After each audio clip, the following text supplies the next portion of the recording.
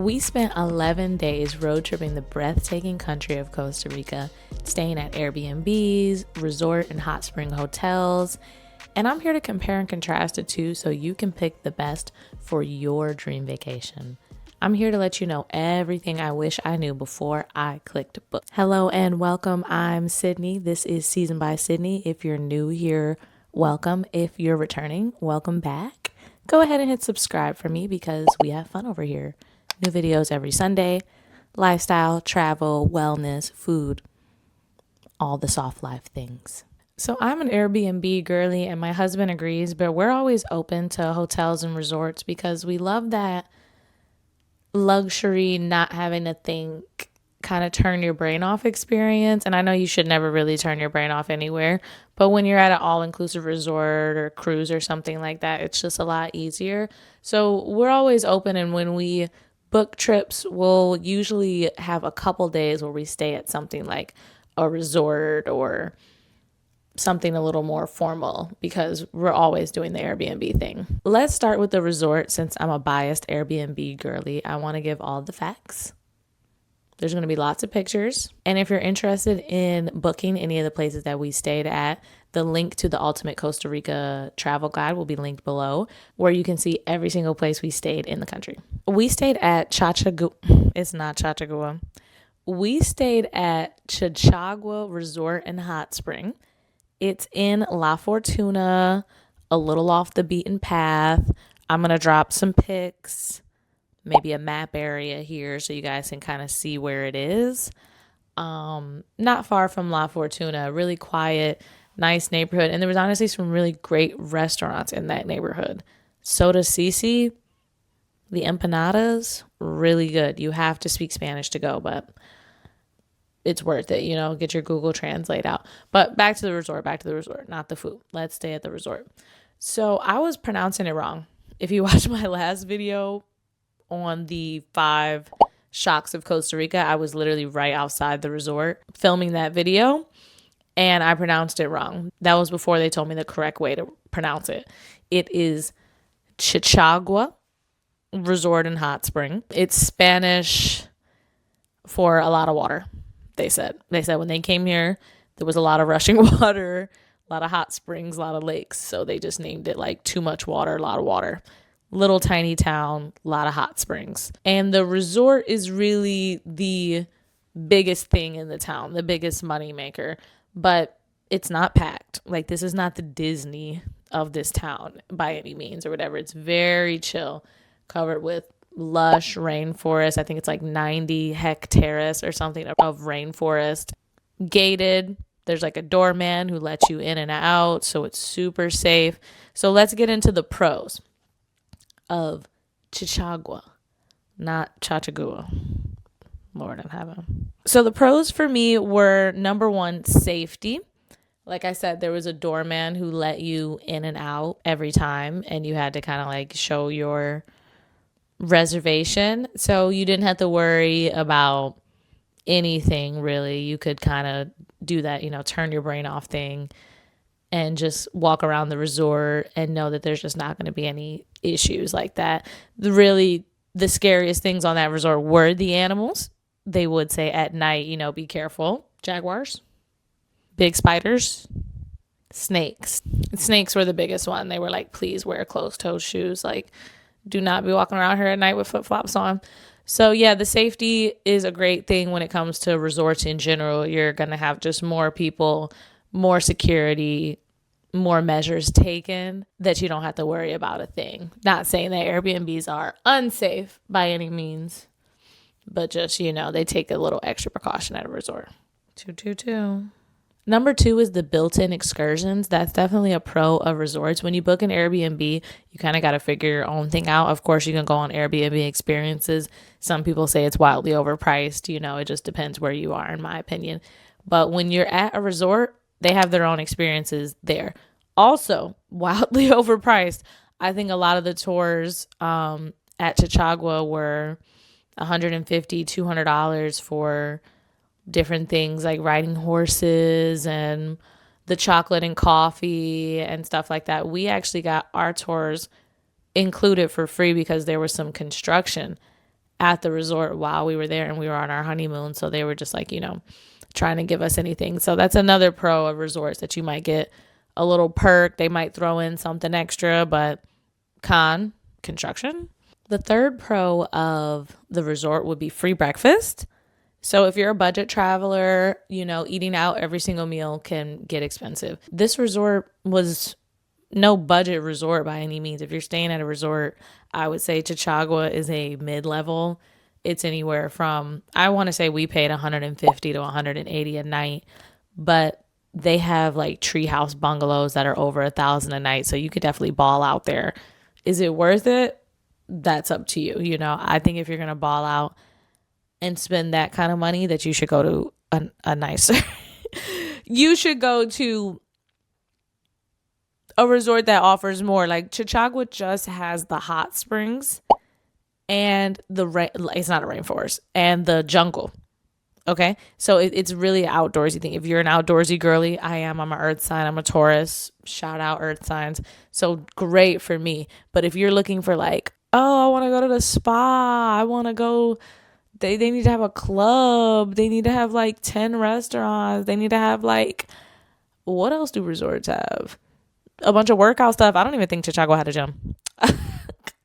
They were doing a lot of construction, so they were building a lot of stuff. But if you're looking for all of that, that's not going to be there. But free breakfast, I'm ranting. That free breakfast will help save money. And the free breakfast was delicious. I'll drop some pics.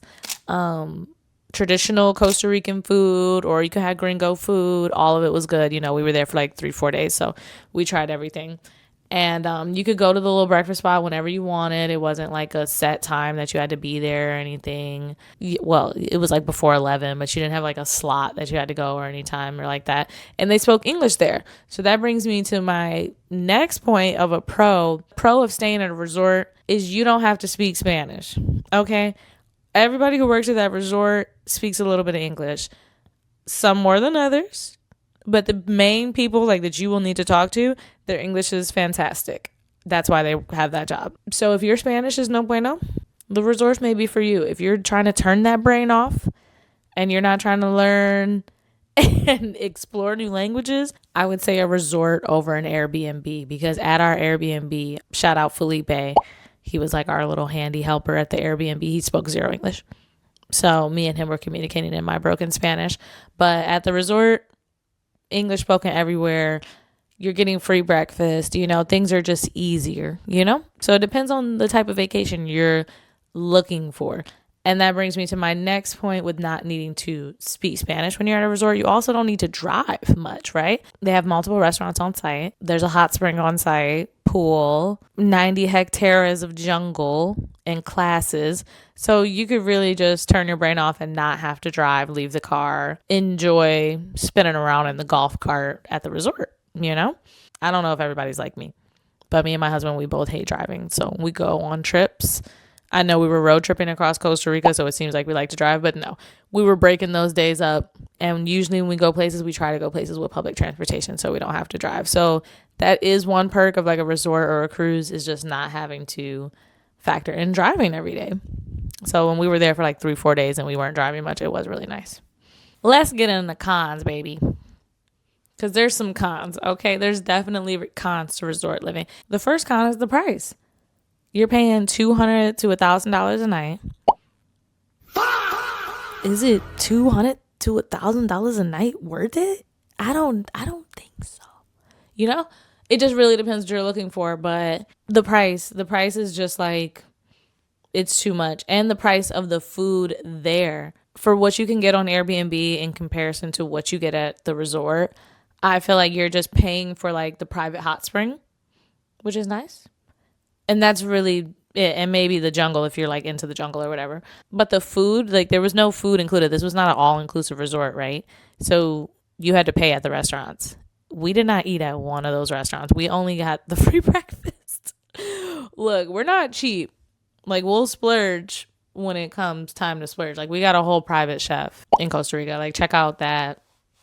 My husband made a video about it where he shows the private chef experience that we got in Bajuco Beach, but the food just wasn't worth it. They're serving burrito tacos That's Mexican. That's not even Costa Rican food.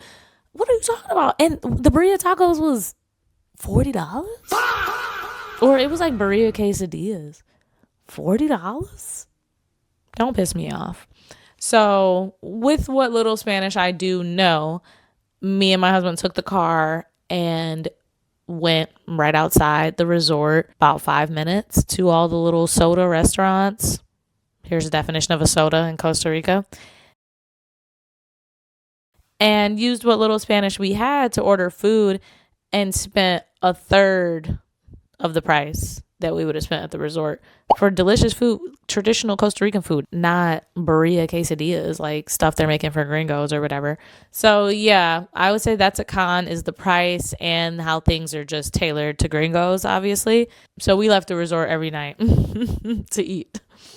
The next con for me was too much attention. I know that's weird. And maybe everybody's different. Maybe some people are really needy on vacation, but oh my gosh. I don't know if you guys have seen the show Pluribus on Apple TV, where those people are just like, those aliens are just like at the beck and call of the humans.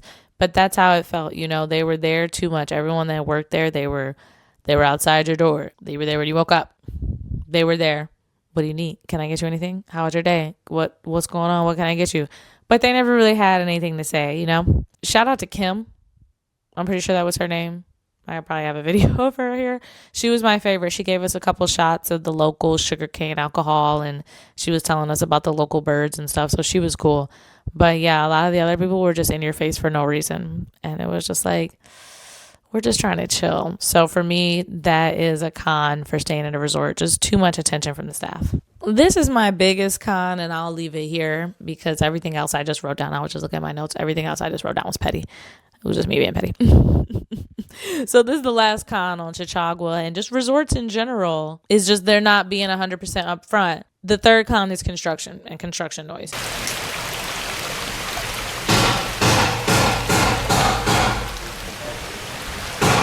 You may deal with that at an Airbnb as well, but I feel like a lot of times at an Airbnb, they tell you, or you can read in the review, somebody will just stay there like a week ago. The last review will be like, oh, there was construction. You could be like, okay, I'm not going to stay there or whatever. Or they'll say it in the description like, hey, there's going to be construction from this date to this date. Of course, the resort's not going to tell you that. Why would they want you to know that or whatever? So we're there during high season. There's barely anybody there. And they're like, oh, it's slow because we're doing all this construction. And people don't want to stay here while we're doing construction. And I'm like, then why are we here? Why didn't we know about the construction, you know? So they upgraded us a nicer room, and they gave us like free tours. And so we were chilling, and they were giving us free sugarcane liquor. But the construction noise was annoying. Like, I probably have some videos here of just random noises, and it was like right by our room.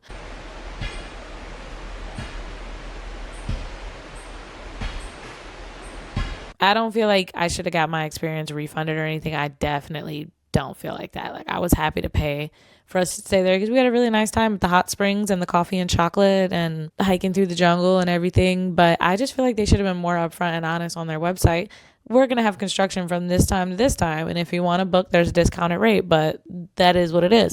They just didn't let you know till you even got there. And I feel like that's kind of shady. So moving on to Airbnbs. Okay, can you tell I'm biased? Moving on to Airbnbs, let's start with the pros of booking an Airbnb in Costa Rica. We stayed at 2 Airbnbs in Costa Rica. One by the beach in Bajuco Beach, very small little sleepy beach town. I loved it. And then one in La Fortuna by the volcano.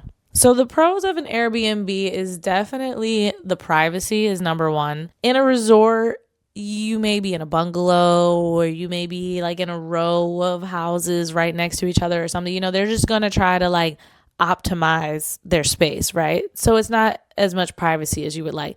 In an Airbnb, I feel like we just had like so much space to ourselves. We have this whole beautiful 5-bedroom house, you know, or we had like this secluded little volcano cabin with nobody around us. So the privacy in the Airbnbs was really unmatched. And I'm talking about, we had a 5-bedroom house. That leads me to my next point, which is price point. We had a 5-bedroom house in Bajuco Beach it was like $190 a night. Let me put it here. I'm gonna look it up. I'm gonna find the receipt and put it here, but I really want to say it was like $190 a night or something like that.